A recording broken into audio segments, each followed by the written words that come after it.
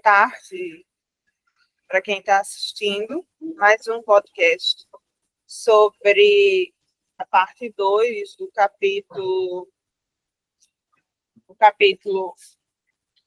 O Deus que Engana e o Deus que Não Engana, do Seminário 3 de Jean-Jacques Lacan, em que eu e a professora Roberta Portugal iremos fazer algumas considerações a respeito desse texto. Então, a dinâmica é a mesma, né? A professora Roberta ela vai lendo e ela pode explicar também algumas questões que ela compreendeu. E, por último, eu faço a minha intervenção. Vamos lá? Sim, agradecer mais uma vez o convite. Iniciar a leitura. Nós estamos lendo o ponto 2, né? Uhum. Comecei por distinguir as 3 esferas da fala como tal. Vocês se lembram que podemos, no interior mesmo do fenômeno da fala, integrar os 3 planos: o do simbólico, representado pelo significante, o do imaginário, representado pela significação, e o do real, que é o do discurso de fato efetuado realmente em sua dimensão diacrônica. O sujeito dispõe de todo o material significante, que é a sua língua, materna ou não, e dela se serve para fazer passar no real significações. Não é a mesma coisa ser mais ou menos cativado, capturado numa significação e exprimir essa significação em um discurso destinado a comunicá-la, conciliá-la com as outras significações diversamente acolhidas. Neste termo, acolhido, está o móvel do que faz do discurso um discurso comum, um discurso comumente admitido. A noção de discurso é fundamental, mesmo quanto ao que chamamos objetividade, o mundo objetivado pela ciência. O discurso é essencial, pois o mundo da ciência, que se perde sempre de vista e, acima de tudo comunicável, ele se encarna nas comunicações científicas. Teriam vocês conseguido fazer a experiência mais sensacional, se um outro não pode refazê-la após a comunicação que vocês fizeram, ela não serve para nada. É segundo esse critério que se constata que uma coisa não é recebida cientificamente. Quando fiz para vocês o quadro com 3 entradas, localizei as diferentes relações nas quais podemos analisar o discurso de delirante. Esse esquema não é um esquema do mundo, é a condição fundamental de qualquer relação. No sentido vertical, há o registro do sujeito, da fala e da ordem da alteridade como tal, do outro. O ponto pivô da função da fala é a subjetividade do outro, isto é, o fato de que o outro é essencialmente aquele que é capaz, como um sujeito, de convencer ou de mentir. Quando eu lhes disse que deve haver aí nesse outro o setor dos objetos inteiramente reais, é evidente que essa introdução da realidade é sempre função da fala. Para que possa se relacionar o que quer que seja em relação ao sujeito e ao outro, a algum fundamento no real, é preciso que haja em algum lugar algo que não engane. O correlato dialético da estrutura fundamental que faz da palavra de sujeito a sujeito uma palavra que pode enganar é que haja também alguma coisa que não engana. Essa função, observem bem isso, é preenchida de modo muito diverso, segundo as áreas culturais nas quais a função interna da fala vem a funcionar. Vocês não teriam razão ao crer que sejam os mesmos elementos e igualmente qualificados que tenham sempre preenchido essa função. Peguem Aristóteles. Tudo o que ele diz é perfeitamente comunicável. E, apesar disso, a posição do elemento não enganador é essencialmente diferente nele e entre nós. Onde estaria entre nós esse elemento?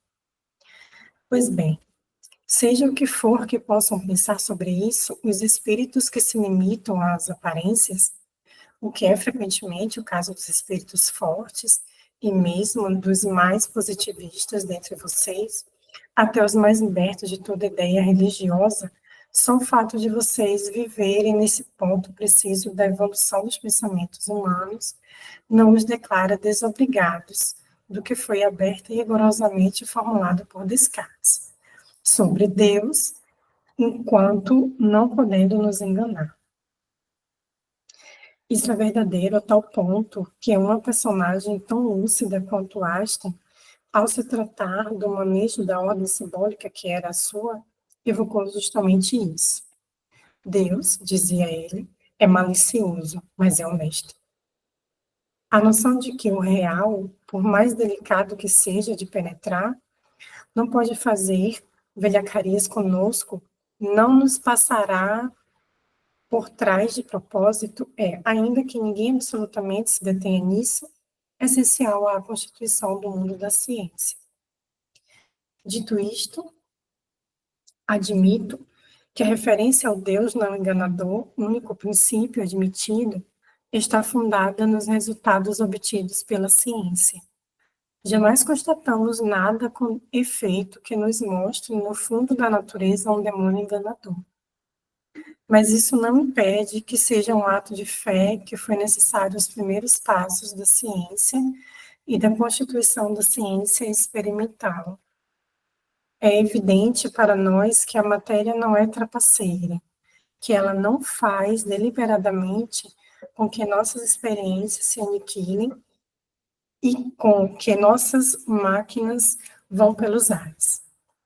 Isso acontece, mas somos nós que nos enganamos. Não se pode imaginar que ela nos engana. Esse passo não está em absoluto suficientemente amadurecido. É preciso nada menos que a tradição judaico-cristã, a fim de que ele possa ser transposto de forma tão segura.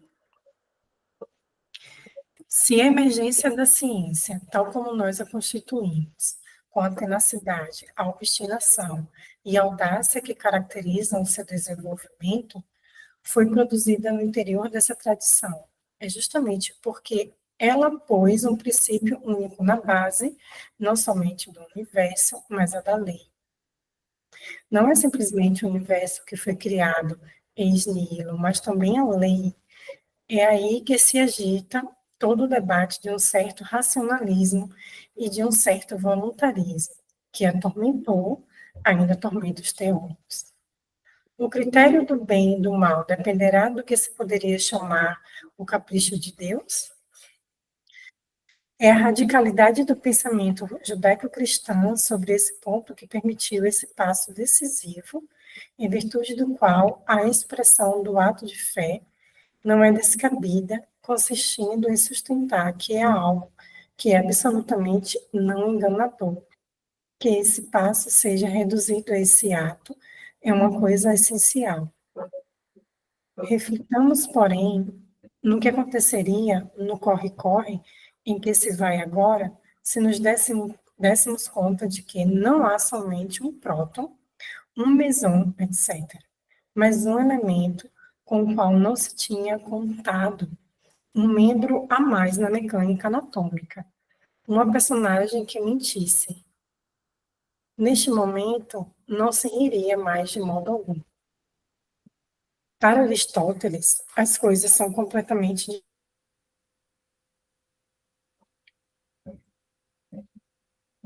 diferentes.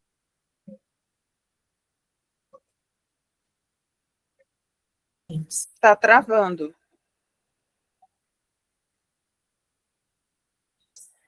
O que eu assegurava na natureza da não mentira do outro enquanto real, senão as coisas na está travando. Oi, oi, oi, Eu não sei se eu oi, tenho acesso. Travou, não foi? Travou, não foi? foi. Travou? Travou, mas deu A minha, para entender. Tá Eu não sei se travando? deve ser minha internet por causa do... Hã? Tá me ouvindo? É o calor. É porque tá muito quente aqui. Talvez seja. Tô ouvindo. Ou a chuva aqui. Ou é a sua internet ou é a minha, porque aqui tá chovendo, né? E aí, quando É. chove, a internet às vezes ela não fica muito boa. Uhum. Parou onde você consegue identificar? Eu vou retomar esse Sim. parágrafo e aí, na hora de fazer o recorte, você vê. Aí você estava falando das partículas. Para Aristóteles, as coisas são completamente diferentes. Ah, então não cortou quase nada. É, Vou retomar esse ponto. Para Aristóteles, as coisas são completamente diferentes. O que é o que assegurava na natureza da não mentira do outro enquanto real, senão as coisas na medida em que elas voltam sempre ao mesmo lugar, ou seja, as esferas celestes. A noção das esferas celestes como o que no mundo é incorruptível, de uma essência outra, divina, habitou muitíssimo tempo o próprio pensamento cristão, a tradição cristã medieval, que era herdeira desse pensamento antigo. Não é somente uma herança escolástica que se tratava, pois essa noção é, pode-se dizer, natural ao homem, e somos nós que estamos numa posição excepcional para não mais nos preocuparmos com o que se passa na esfera celeste.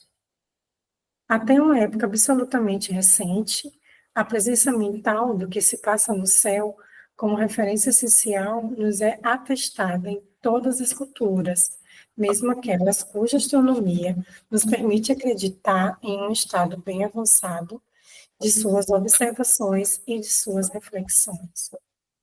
Nossa cultura é exceção, desde que ela consentiu muito tarde em tomar ao pé da letra a posição judaico-cristã.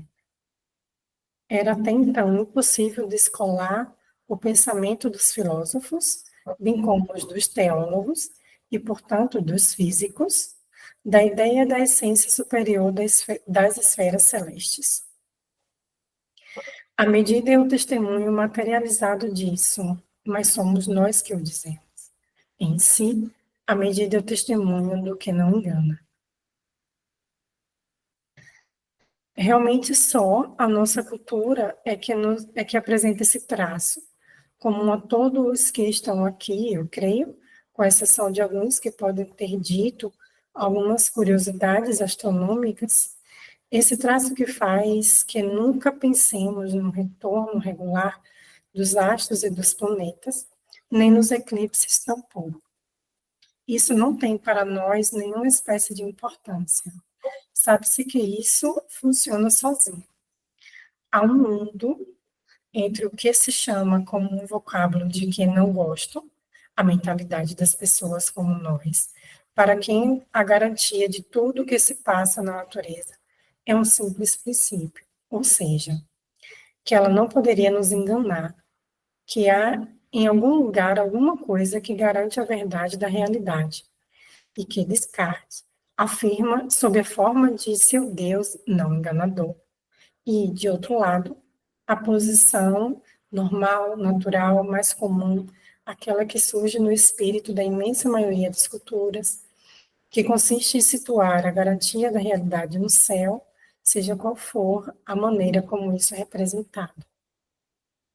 O desenvolvimento que acabo de fazer-lhes não é de modo nenhum sem relação com o nosso propósito, pois aí estamos imediatamente mergulhados dentro do primeiro capítulo das Memórias do presidente Schreiber, que trata do sistema das estrelas como ponto essencial, o que é antes inesperado da luta contra a masturbação.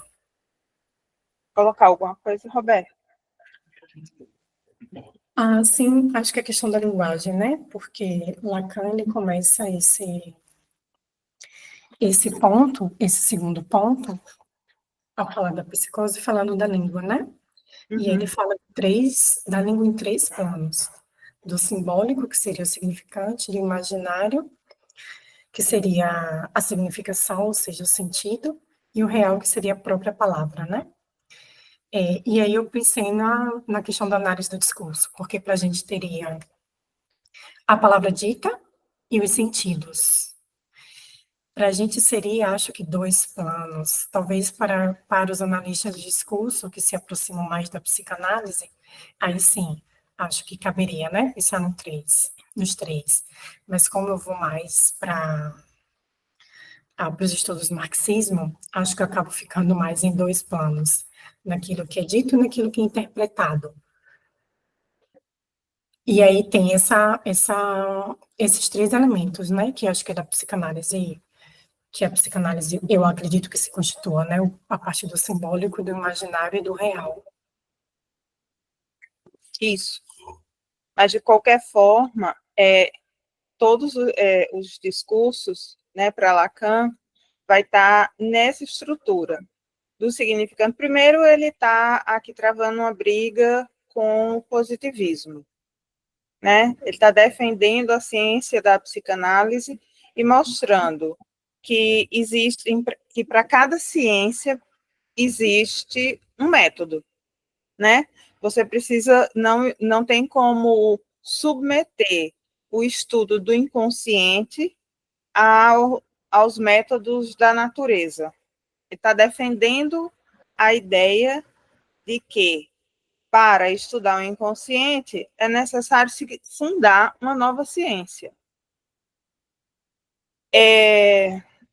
Então, ele tem como base, né, os estudos do estruturalismo, então ele já começa falando que o simbólico é o significante, é a estrutura da linguagem em si, né, regida por regras e códigos. Por exemplo, aquilo que a gente aprende na nossa língua materna, né?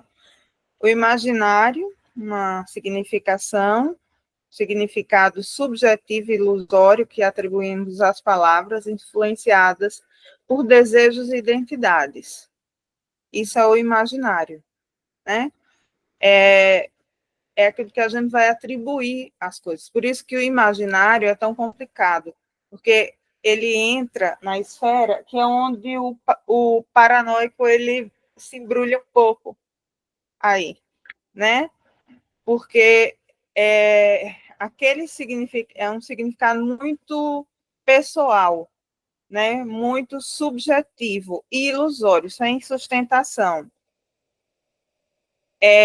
Que está muito mais agarrado às palavras, ao próprio desejo, à sua identidade, do que o mundo exterior. O imaginário, ele está, né, ele precisa estar amarrado no simbólico para que ele possa para que o sujeito ele não se torne paranoico.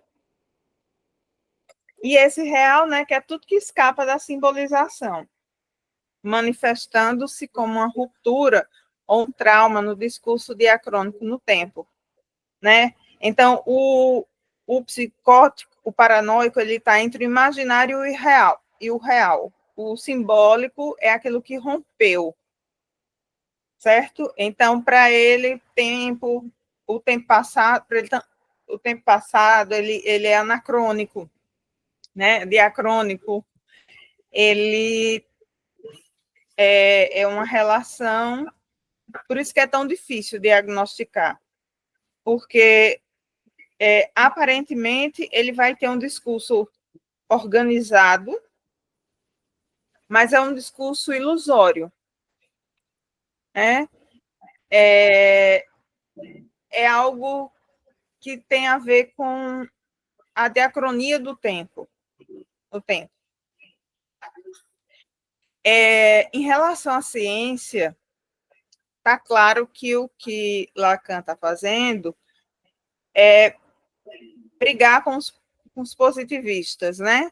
Que ficavam dizendo, aquela velha história, psicanálise é ciência, psicanálise não é ciência, o que é que a gente considera ciência, o que é que não se considera ciência, né?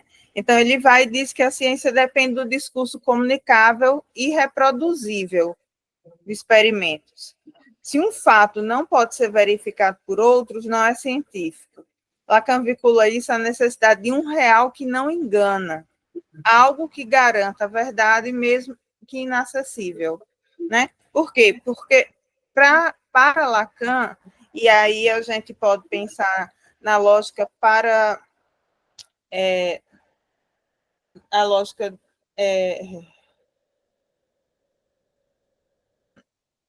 de nossa, deu um branco aqui. Uma lógica em que a ciência ela nunca alcança a verdade absoluta, né? Porque ele está sempre, porque a ciência ela vai estar sempre na a ciência ela vai estar sempre nesse lugar de que quando você começa a ter, né, a alcançá-la, você vai ver que ela se torna inalcançável. Ele vai estabelecer também, Lacan, um diálogo com Aristóteles, né? Para Aristóteles, as esferas celestes representam uma ordem imutável e divina, garantia da verdade. O que é aquilo que não vai nos enganar? A realidade dos astros era a base da realidade confiável. Né? O Aristóteles também ele tem uma relação muito interessante com a dialética, que para ele é um exercício mental, mas que não vai garantir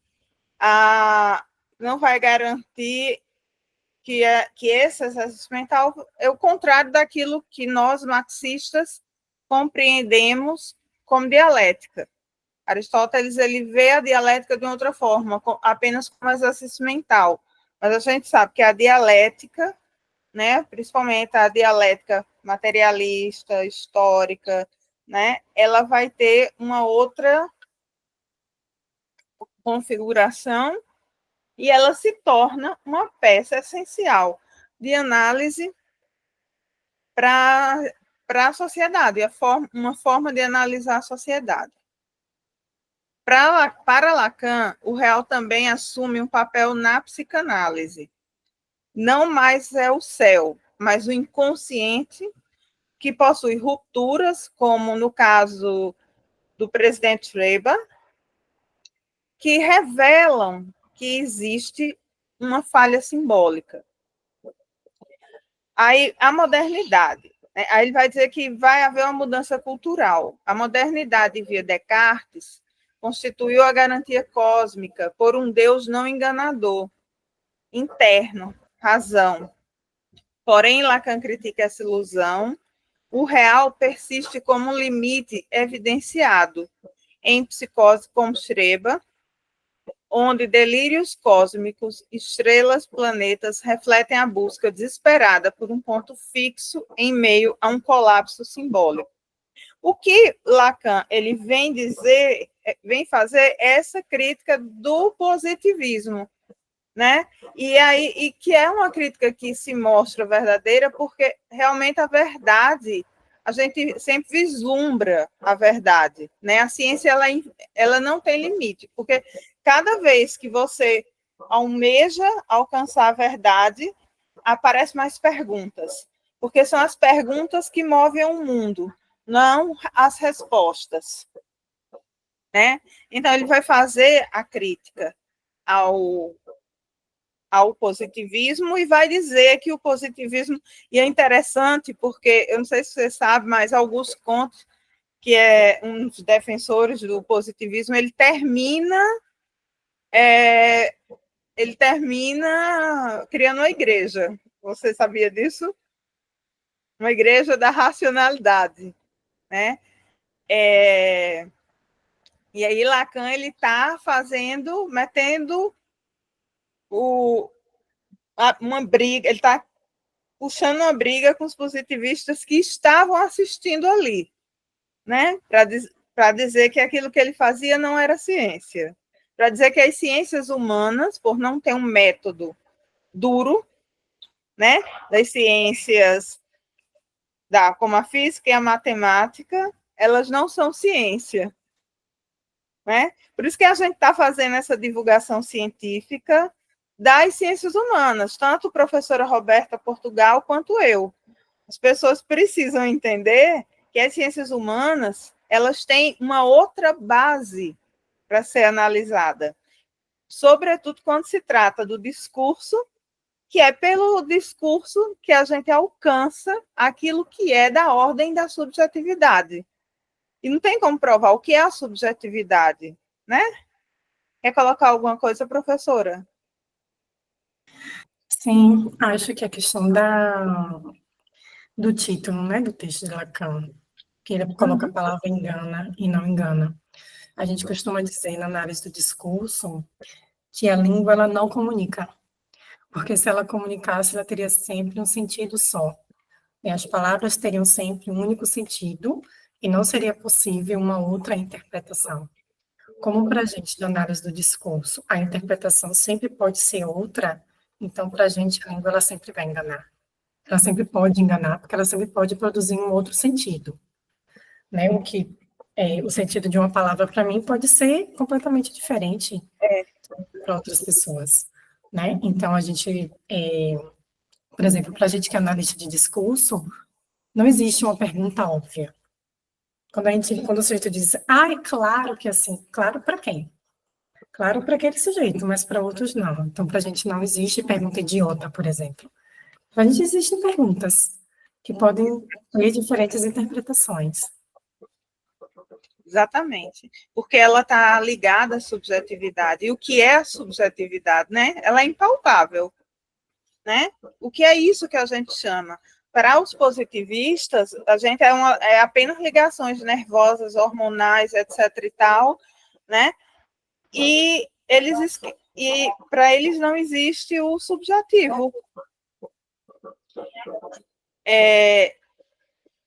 Então, continuaremos. Xireba e o real. No caso de Xireba, a obsessão com os astros e masturbação revela o confronto com o real, a impossibilidade de totalizar um sentido. Ele vai dizer, olha, tem algo que escapou aí, ele não consegue totalizar esse sentido. Sua alucinação são tentativas de restabelecer uma medida, como as esferas aristotélicas, em um mundo onde o simbólico falhou. Porque você vai ter, a partir da queda da Bastilha e a Revolução Francesa, a queda do mundo simbólico, né? Que a gente vai chamar o início do processo da queda do nome do pai, né? Começa ali, na Revolução Francesa. Então, os problemas simbólicos, eles começam a aparecer a partir dali. Lacan, ele atualiza a metafísica aristotélica através da psicanálise, em que o real é a esfera celeste moderna, um resto indomável que tanto ameaça quanto funda a verdade, a ciência e a religião, assim como a psicose, são respostas à falta de garantias absolutas, uma ligação central do estruturalismo lacaniano.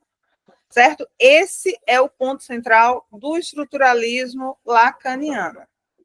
Tem alguma coisa, Roberta, para fazer? Porque aí a gente vai fazer a crítica, né, desse estruturalismo e a crítica, porque para Lacan ele acha que a religião ela vai triunfar sobre a sociedade, né? Tudo vai se tornar, e é o que vem acontecendo, triunfo da religião. Mas ela vai se tornar a resposta, né? Porque ela vai chegar a um ponto em que o sintoma psíquico humano não vai permitir que haja mais movimento, né? O movimento do pensamento dialético, né? Aí eu peguei alguns fundamentos que a gente pode criticar a partir de Marx, né? Se você quiser colocar alguma coisa sobre a problemática da religião para Marx, porque eu acho que abre, né, para a gente essa quando ele vai colocar como a religião triunfará, né, sobre a ciência. Parece que fecha, né, é um sistema como se fosse fechado. Né? O estruturalismo é diferente, por exemplo, do estruturalismo da análise do discurso marxista, que é um sistema aberto, pelo que eu entendo, né? É o seguinte, a gente tem uma linguística ela é estruturalista. E a partir dos estudos da linguística, a gente tem a formação de uma outra disciplina, que é a análise do discurso. Então, a gente se fundamenta na linguística, porque a gente estuda a língua, no entanto, a gente estuda a partir de uma outra perspectiva. Qual é a nossa ideia? Que o estruturalismo linguístico, que é formado, né, pelos estudos de Ferdinand Saussure, entende a língua enquanto um sistema fechado. Então, a língua, ela sempre ela tem essa relação de exatidão com a coisa. Né? Eu tenho uma relação entre significado e significante. Só que para a gente, não. Para a gente, a língua ela não pode ser um sistema fechado. O que a gente defende e o que a gente estuda é a língua e seus processos de deslizamento e deslocamento de sentidos.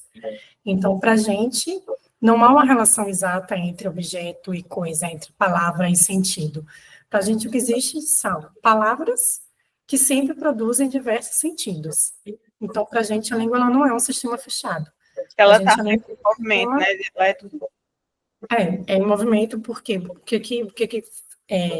Michel Foucault ele defende quando ele escreve o discurso Estrutura e Acontecimento, que a estrutura linguística, o que é o discurso? Que o discurso é a relação entre estrutura linguística e acontecimento, ou seja, a estrutura linguística e história, a estrutura linguística e relações sociais, políticas e econômicas. Então, quando a gente faz um estudo do discurso, a gente considera a palavra e suas condições materiais de existência, que é isso que o estruturalismo não se dedica.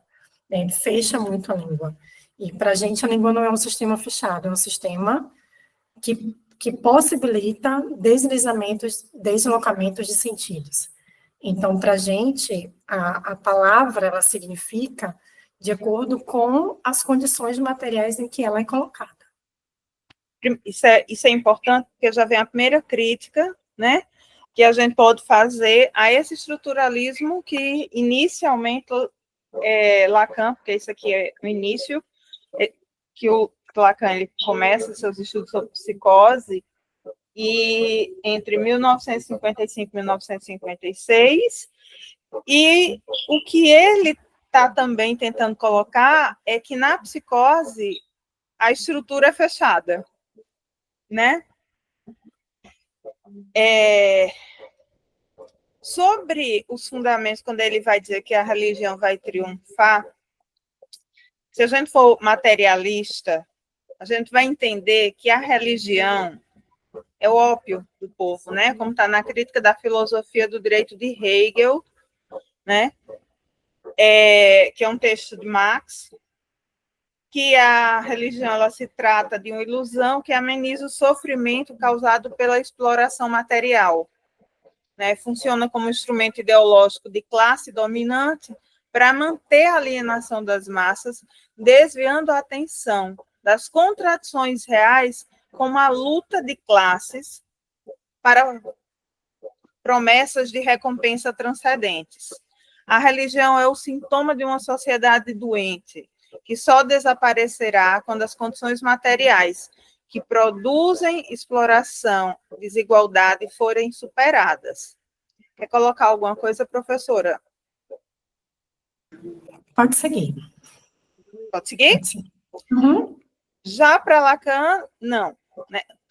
Lacan ele escreve o texto O Triunfo da Religião, que eu recomendo que vocês leiam tanto a crítica da filosofia do direito de Hegel, eu posso baixar e deixar disponível na nossa página, com o triunfo da religião, escrito por Lacan. Lacan não condena a religião como ilusão, mas a vê como resposta ao real, o que escapa à simbolização. A religião oferece significantes estáveis, Deus, dogmas, para lidar com o vazio estrutural do sujeito e a angústia diante do desejo insatisfeito. É porque Lacan ele tem um pensamento não materialista, ele é idealista. Vocês estão percebendo a diferença? Então, a forma como ele vai ver a religião é diferente da nossa visão materialista, que a religião ela vai ser, sim, superada, né? Diferentemente de Marx, Lacan não acredita que a religião possa ser superada, porque ele coloca como um sintoma da estrutura psíquica humana, que sempre busca preencher a falta, o objeto A. Para Marx, né, a resposta será na luta de classe, né? E sempre no pleno desenvolvimento das capacidades humanas genéricas, né? O humano ele sempre vai se desenvolver, a tecnologia ela vai se desenvolver, né? Porque aí a gente também tem que ver que a visão de mundo Lacan é a visão de um mundo pequeno burguês, porque é a posição de classe dele. E aí nessa hora isso pesa, né? Sobre as interpretações. Para Marx, a religião é uma falsa consciência que mascara a realidade material. Por exemplo, a ideia de recompensa no céu justifica a resignação diante da pobreza na terra. Para Lacan, não, a religião é simplesmente falsa. É uma fixação necessária para sustentar o laço social e a subjetividade. Mas lembrando que essa é a posição de classe, certo? Aí ele está impregnado aqui pela posição, pelo ser social. Ela organiza o imaginário coletivo, fornecendo respostas ao impossível, à morte, o sexo, a vida, que a ciência e a razão não podem resolver, segundo ele, né? Percebe que nesse momento Lacan ele cai num certo irracionalismo típico das décadas que vão vir como vai vir com a pós-modernidade, né, em que a razão que Freud tanto prezava, assim como Marx, assim como Darwin, ela começa a se desmontar a partir da pós-modernidade. Então, Lacan, como é um ser, é o tempo histórico dele, ele cai nessa armadilha daquilo que está por vir. Quer colocar alguma coisa, professora? Eu posso seguir. Professora? Sim, pode seguir. Função social. Marx, ele vê a religião como reprodução da dominação. A religião naturaliza a hierarquia social. É assim porque Deus quis. E desmobiliza a revolução. Pior exemplo que tem a caridade cristã, né, que substitui a luta por justiça estrutural. Lacan não. Como ele está no movimento já pós-moderno, vai entrando nesse movimento pós-moderno como a pós-modernidade é uma resposta, é uma contra-revolução à revolução iluminista, certo? E Lacan entra nessa onda. Ele entende a religião como sustentação do simbólico. A religião estabiliza a ordem simbólica, dando coesão à cultura e o desejo, os ritos, etc. e tal. Por quê? Ele vai caindo no irracionalismo. Que foi... Porque, assim, para a gente que é materialista, tanto eu quanto a professora Roberta, a gente sabe que o mundo, ele não vai... existe uma razão, né? A razão, a gente não cai nessa pós-modernidade em que o sujeito acaba no irracionalismo. É o que Nietzsche fez. Nietzsche, ele destrói, né? E não coloca nada no lugar, né? E aí tem uma hora que se perde, e aí ele cria aquela história lá do super-homem para poder sustentar uma ideia, né, de uma ideia de uma filosofia sem razão, né? A razão é nosso sustentável. Emancipação também, que é uma outra questão, né? Que não é um ciclo fechado. A emancipação exige a abolição das condições materiais que geram a religião. Por exemplo, o fim do capitalismo. É necessário defender o fim do capitalismo para que todas as religiões sejam abolidas. O comunismo seria uma sociedade sem religião, onde os homens lidariam diretamente com sua realidade. Por exemplo, na China, eles têm liberdade religiosa, mas como um Estado comunista, eles lidam com as questões de uma outra forma, diretamente com a realidade, né?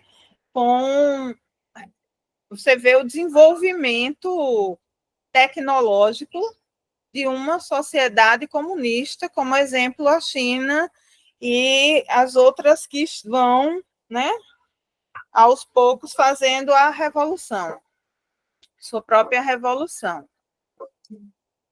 Lacan ele continua, né, no irracionalismo, em que a religião é ineliminável para o sujeito.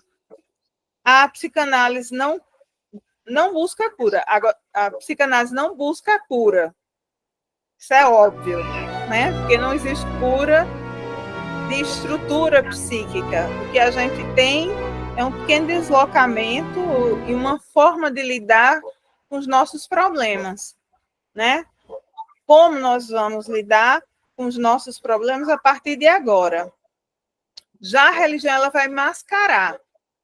Então, o sujeito ele vai ter uma falsa sensação de cura, né? São as garantias transcendentes que garantem o gozo. A religião hoje é uma espécie de gozo. Então, nessa relação entre Lacan e Marx, por exemplo, que é o que a gente está fazendo, a ciência materialista histórica é a ferramenta para desvendar as leis da sociedade e substituir a religião pela razão. Já para Lacan, também é uma fixação simbólica que tenta dominar o real através do discurso objetivo. A religião, porém, é mais eficaz em lidar com o desejo e o trauma. Olha o irracionalismo de Lacan. Certo? Esse é o momento do Lacan que parece que ele desiste de tudo. Mas ele cai nesse racionalismo da pós-modernidade. Lembrando, pós-moderno é a revolução, a contra-revolução do iluminismo. Convergências e divergências. O ponto comum em ambos é que eles veem a religião como mecanismo de compensação diante de uma insuficiência. Aí é um ponto de convergência comum, material para Marx, né, e psíquica para Lacan. A divergência. Para Marx, a religião é um obstáculo histórico a ser superado. Já para Lacan, é só um sintoma. O exemplo concreto do Deus enganador. Em Marx, a crença em Deus é alienação. Em Lacan, como no trecho traduzido a ideia de um Deus não enganador, herdada de Descartes, é uma fantasia de garantia contra o real. Enquanto Marx rejeita essa fantasia, Lacan analisa como parte do jogo entre a verdade e a mentira da estrutura do desejo. Aí ele já entrou num outro campo, né, de compreensão da subjetividade.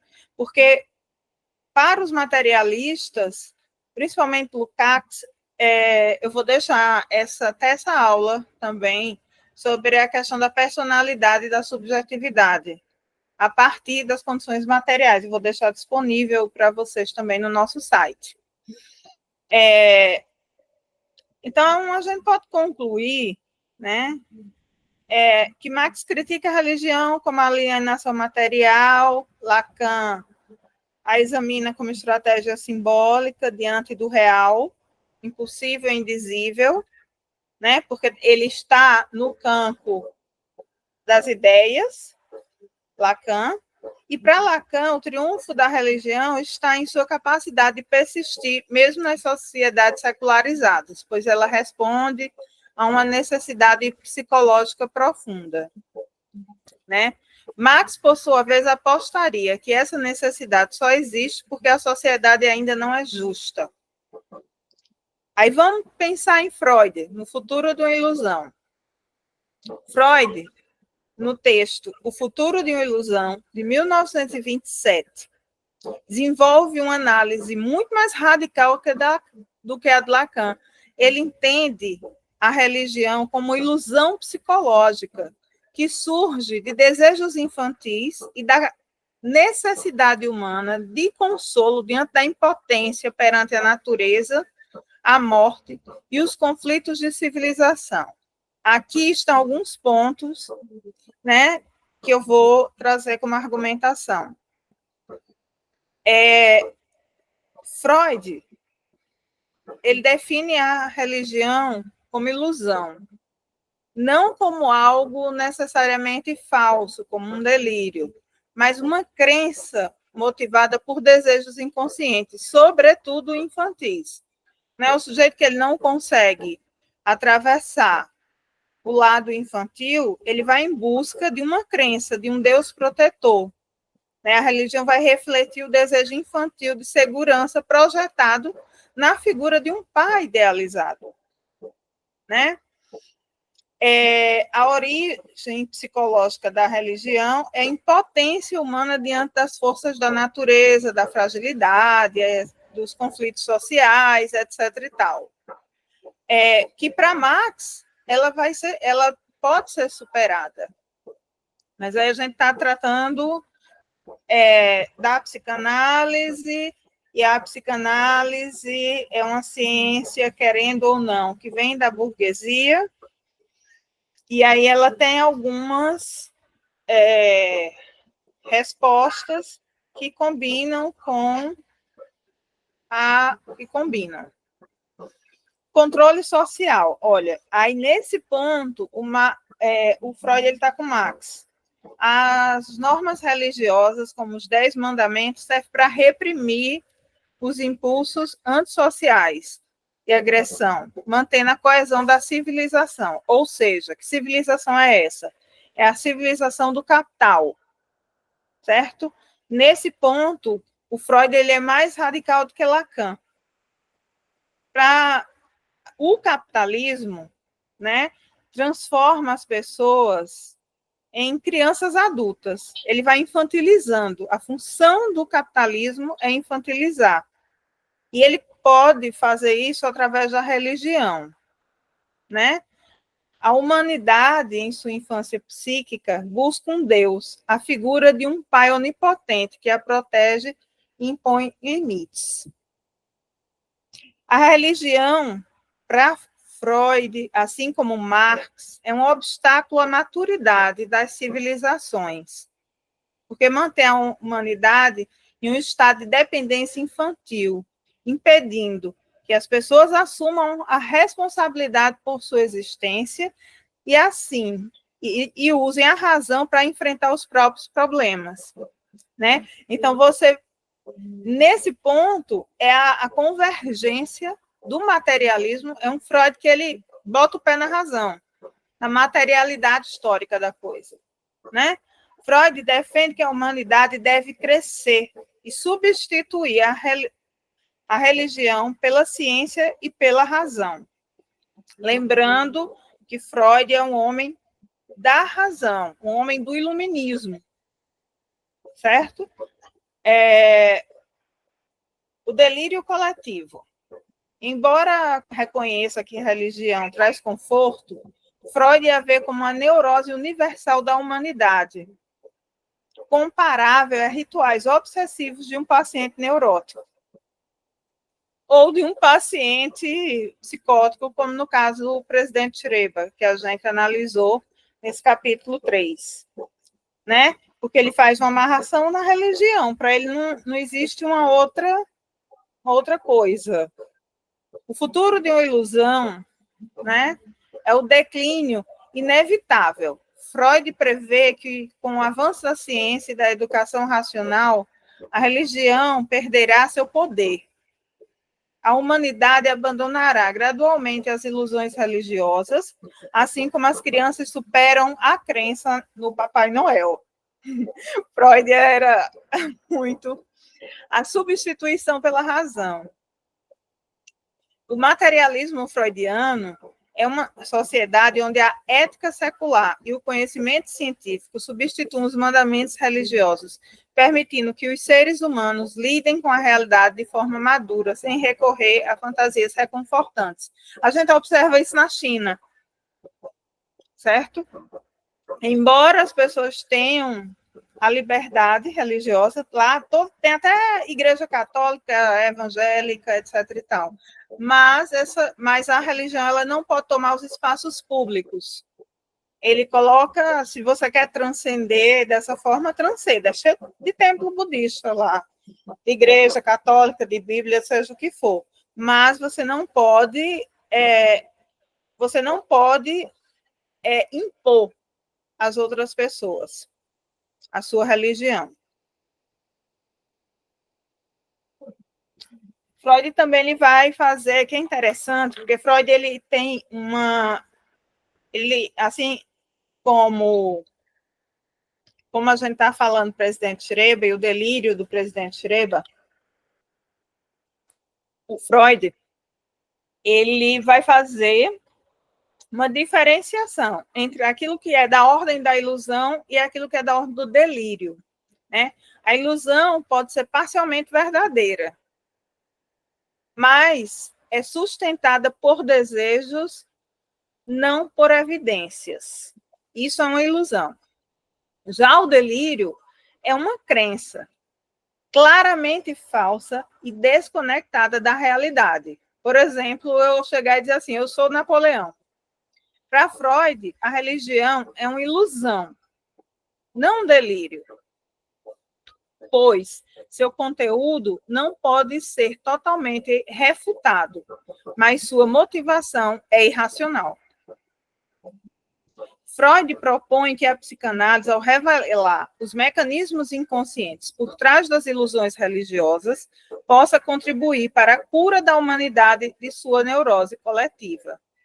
Porque, para Freud, a religião é uma projeção psicológica de necessidades emocionais. Seu futuro é declinar à medida que a humanidade substitui a fé pela razão. Mas isso só no comunismo, né, professora? Quer colocar alguma coisa? Não, pode seguir. Só atenta à explicação. Só no comunismo, né, que a gente vai conseguir isso. A relação da religião é o controle social do sistema capitalista, né? Então, nós temos os clássicos da sociologia, né, que vão analisar Marx, Weber, Durkheim. Freud traça um paralelo entre... Então, vou traçar aí um paralelo entre esses sociólogos, considerados sociólogos, Marx, os três porquinhos, né, da sociologia, Marx, Weber, Durkheim e Freud. Na perspectiva marxista, religião é o ópio do povo. Tem uma função ideológica que é para manter a exploração e a desigualdade e oferecer um pseudo-consolo espiritual e promessas de recompensa transcendentes. O paraíso após a morte.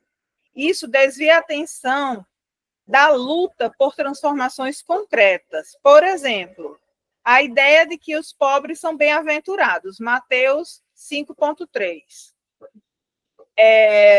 Naturaliza a pobreza, inibindo a revolta contra a exploração da classe social, contra a emancipação humana e o pleno desenvolvimento das capacidades humanas genéricas. A gente vê agora na China que eles conseguiram produzir um computador quântico, e esse computador quântico ele foi capaz de fazer com que uma partícula voltasse no tempo. Não sei se você soube, voltou no tempo, uma partícula. Através de um computador quântico. Essa partícula quântica, ele fez com que ela voltasse no tempo. Porque o tempo inteiro, as partículas, elas estão em todos os lugares. Pronto, era a lógica paraconsistente, que eu esqueci, né? Que é de um matemático brasileiro, que é considerado um dos maiores matemáticos do mundo, em que ele vai traçar, né? Em que a ciência é sempre uma busca, né? É sempre uma busca. Nunca você vai encontrar uma resposta, porque a gente sempre vislumbra uma ideia. Por isso que a capacidade humana, né? Ela é sempre, ela é infinita. Enquanto há perguntas, como a professora Roberta falou, não existem perguntas bobas. O que existem são perguntas. A humanidade avança. Ela avança com perguntas, não com as respostas, né? E é isso que pelo que eu estou entendendo, a análise do discurso faz, né? Avançar através das perguntas, né? Se eu falei besteira, pode corrigir, professora. Não, é isso mesmo. A gente disse que o analista de discurso, ele pergunta, ele faz perguntas. Exatamente, que é para poder funcionar, né? Para Marx, existe um controle moral de valores religiosos. Você tem que ser humilde, obediente, resignado, né? Você instrumentaliza para disciplinar a força de trabalho, mantendo os trabalhadores submissos ao interesse do capitalismo. A exemplo da ética protestante do trabalho, que liga o sucesso material à graça divina, incentivando a produtividade sem questionar a estrutura capitalista, que deu hoje nessa porcaria aí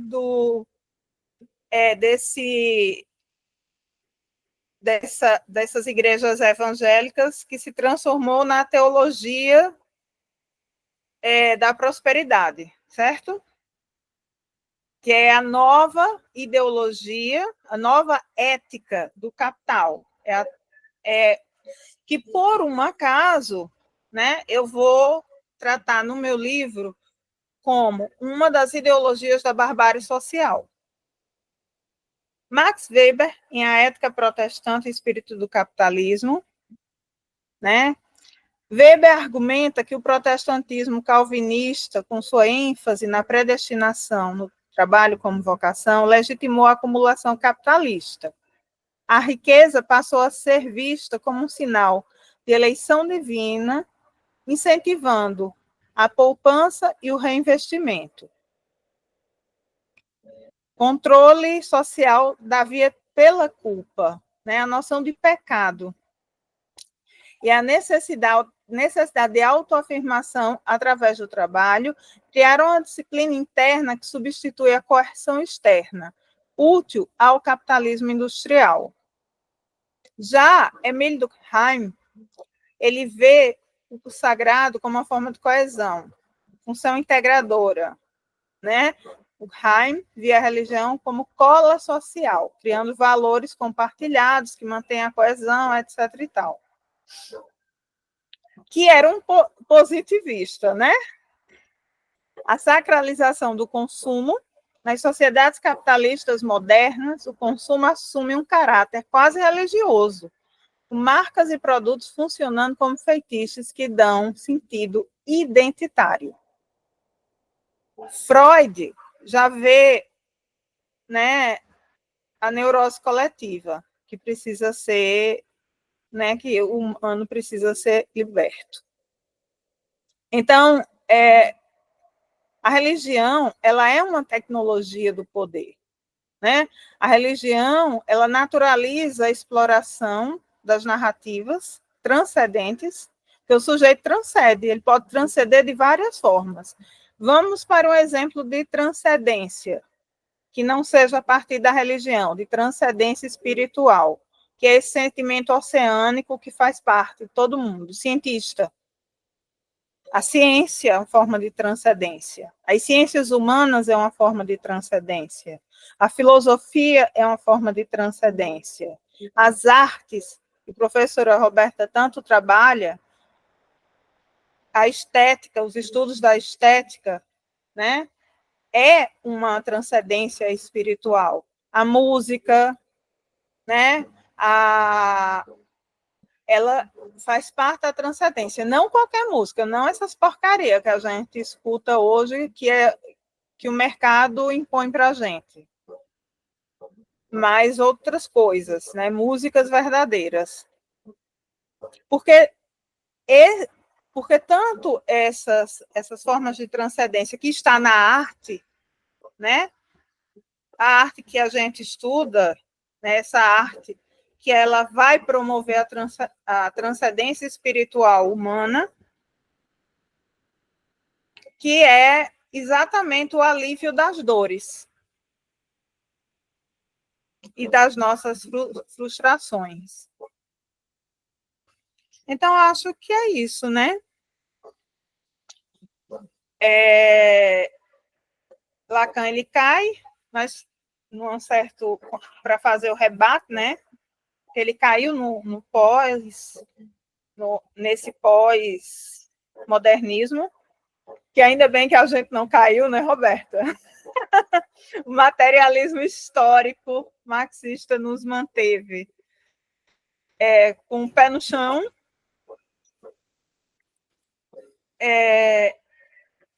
E aí, você quer acrescentar mais alguma coisa? Pode continuar. Não, aqui eu já encerrei.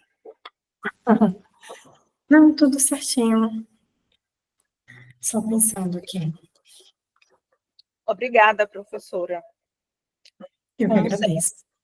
Eu é que agradeço por seus esclarecimentos a respeito da gente mostrar que é possível um diálogo entre as diversas ciências sociais, né, essas ciências humanas e subjetivas, e agradecer principalmente por participar da divulgação da causa científica das ciências humanas. Então, Eu que agradeço. Obrigada e tenham uma boa noite, pessoal. Por favor, compartilhem, dê um like, isso ajuda o nosso canal e ajuda que a gente possa estar divulgando a causa científica. Ok? Ana cortou. Cortou um pouquinho. Cortou um pouquinho, né? Então, vou repetir. Eu peço que vocês compartilhem o máximo que puderem, que vocês deem um like para ajudar nosso canal de divulgação e de causa científica.